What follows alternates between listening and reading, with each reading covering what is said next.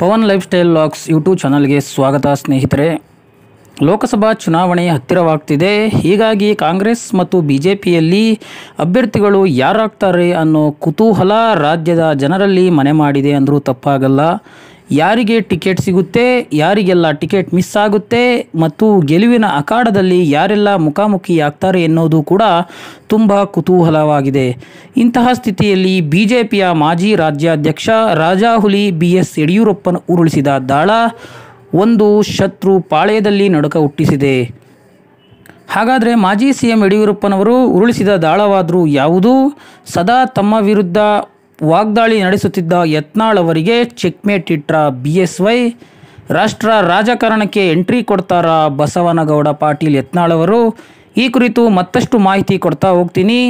ನೀವಿನ್ನು ನನ್ನ ಚಾನಲ್ನ ಸಬ್ಸ್ಕ್ರೈಬ್ ಮಾಡಿಲ್ಲ ಅಂದರೆ ಈ ಕೂಡಲೇ ನನ್ನ ಚಾನಲ್ನ ಸಬ್ಸ್ಕ್ರೈಬ್ ಮಾಡುವ ಮುಖಾಂತರ ನನ್ನ ಚಾನಲ್ಗೆ ಸಪೋರ್ಟ್ ಮಾಡಿ ಸ್ನೇಹಿತರೆ. ಹೌದು, ಕಾಂಗ್ರೆಸ್ ಮತ್ತು BJP ಅಭ್ಯರ್ಥಿಗಳ ಘೋಷಣೆಗೆ ದಿನಗಣನೆ ಶುರುವಾಗಿದೆ.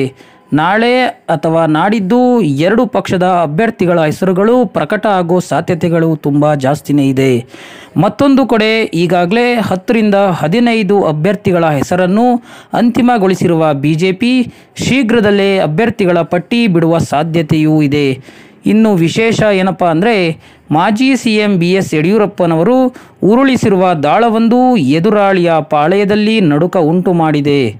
8 ರಿಂದ 10 ಕ್ಷೇತ್ರಗಳಲ್ಲಿ ತಮ್ಮ ಹಿಂಬಾಲಕರಿಗೆ ಟಿಕೆಟ್ ನೀಡುವುದರ ಜೊತೆಗೆ ವಿರೋಧಿ ಪಾಳೆಯದಲ್ಲಿ ಇರುವ ನಾಯಕರನ್ನು ಲೋಕ ಅಖಾಡಕ್ಕೆ ಇಳಿಸಿ ಅಗ್ನಿ ಪರೀಕ್ಷೆಯನ್ನು ಎದುರು ಮಾಡುವುದಲ್ಲದೆ ರಾಷ್ಟ್ರ ರಾಜಕಾರಣಕ್ಕೆ ಸಾಗು ಹಾಕೋಕೆ ಮಾಜಿ CM BS ಯಡಿಯೂರಪ್ಪನವರು ದಾಳ ಉರುಳಿಸಿದ್ದಾರೆ ಎನ್ನಲಾಗ್ತಿದೆ. ಅದರಲ್ಲೂ ಹೆಜ್ಜೆ ಹೆಜ್ಜೆಗೂ ತಮ್ಮ ಹಾಗೂ ತಮ್ಮ ಕುಟುಂಬದ ವಿರುದ್ಧ ವಾಗ್ದಾಳಿಯನ್ನು ನಡೆಸುತ್ತಿದ್ದ ವಿಜಯಪುರದ ಶಾಸಕ ಬಸವನಗೌಡ ಪಾಟೀಲ್ ಯತ್ನಾಳ್ ಅವರನ್ನು ಲೋಕ ಅಖಾಡಕ್ಕೆ ಇಳಿಸಿ ರಾಷ್ಟ್ರ ರಾಜಕಾರಣಕ್ಕೆ ಸಾಗು ಹಾಕುವ ಲೆಕ್ಕಾಚಾರ BS ಯಡಿಯೂರಪ್ಪನವರದು. ಈ ಮೂಲಕ ರಾಜ್ಯದಲ್ಲಿ ಪಕ್ಷಕ್ಕೆ ಮುಜುಗರವಾಗುವಂತಹ ಮಾತನಾಡುವ ನಾಯಕರನ್ನು ರಾಷ್ಟ್ರ ರಾಜಕಾರಣಕ್ಕೆ ಸಾಗು ಹಾಕೋ ಪ್ಲಾನ್ BSYದು.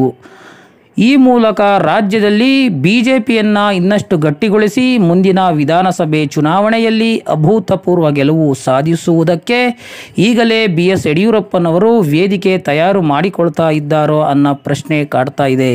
ಅಷ್ಟೇ ಅಲ್ಲ ಸ್ನೇಹಿತರೆ, ಈಗಾಗಲೇ ರಾಜ್ಯಾಧ್ಯಕ್ಷ BY ವಿಜಯೇಂದ್ರ ರಾಜ್ಯ ಪ್ರವಾಸ ಕೈಗೊಂಡಿದ್ದು ಪಕ್ಷದ ಸಂಘಟನೆಯಲ್ಲಿ ಎತ್ತಿದ ಕೈ ಎನಿಸಿಕೊಂಡಿದ್ದಾರೆ. ವಿಜಯೇಂದ್ರ ಅವರು ರಾಜ್ಯದ ಅಧ್ಯಕ್ಷರಾದ ಬಳಿಕ ಪಕ್ಷದ ವರ್ಚಸ್ಸು ಹೆಚ್ಚಾಗಿದೆ ಅನ್ನುವ ಮಾತು ಕೇಳ್ತಾ ಬರ್ತಾ ಇದೆ. ಇದರಿಂದಾಗಿ BJPಯ ಹೈಕಮಾಂಡ್ BS ಯಡಿಯೂರಪ್ಪನವರ ಮಾತಿಗೆ ಮನ್ನಣೆ ನೀಡುವ ಸಾಧ್ಯತೆಯೇ ಹೆಚ್ಚು. ಅಷ್ಟೇ ಅಲ್ಲದೆ BS ಯಡಿಯೂರಪ್ಪನವರು ಸೂಚಿಸಿದ ಅಭ್ಯರ್ಥಿಗಳಿಗೆ ಟಿಕೆಟ್ ಸಿಗೋದು ಕೂಡ ಗ್ಯಾರಂಟಿ ಎನ್ನಲಾಗ್ತಿದೆ.